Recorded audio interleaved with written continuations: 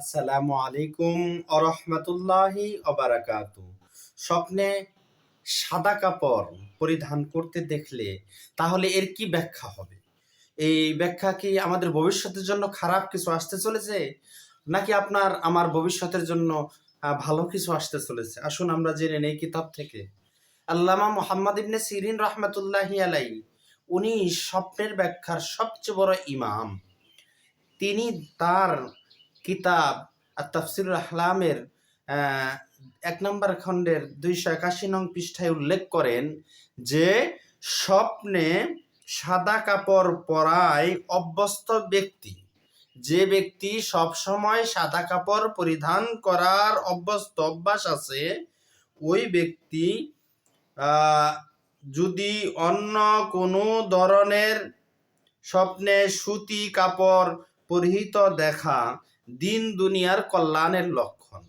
অথবা যদি সাদা কাপড় পরিহিত ব্যক্তি, যে সবসময় সাদা কাপড় পরিধান করে, সে যদি কাতান কাপড় অথবা সুতি কাপড় পরিধান করতে দেখে, তাহলে এটাও দিন দুনিয়ার কল্যাণের লক্ষণ।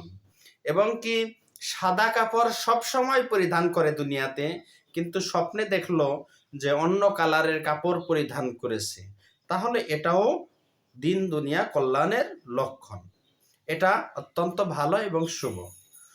স্বপ্নে যদি কোনো পেশাজীবী, যারা শ্রমিক আছে, গার্মেন্টসের শ্রমিক বা বিভিন্ন মিল ফ্যাক্টরির শ্রমিক, কৃষক, এবং এরা যারা রয়েছে, এবং কারিগরি যারা হলো শিল্প, কুটির শিল্প, বিভিন্ন প্রকারের কারিগরি কাজ করে থাকে, দায়িত্বে আছে, তাদের যদি দেখা যায় যে তারা দায়িত্ব পালনের সময় সাদা কাপড় পরিধান অভ্যস্ত নয়, তাই তাদের শরীরে যদি সাদা কাপড় দেখা যায়, তাই তাদের স্বপ্নে সাদা কাপড় পরিধান করা, এটা হলো তাদের বেকারত্বের লক্ষণ, চাকরি চলে যাবে, এবং কি হতে পারে তাদের ব্যবসাগুলো নষ্ট হয়ে যাবে এবং তাদের কাজগুলো চলে যাবে।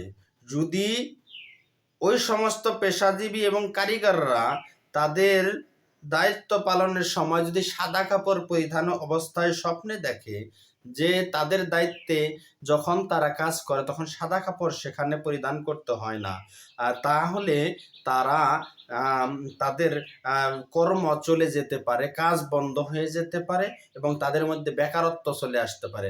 আল্লাহ তাআলা আমাদের সকলকেই হেফাজত করুক।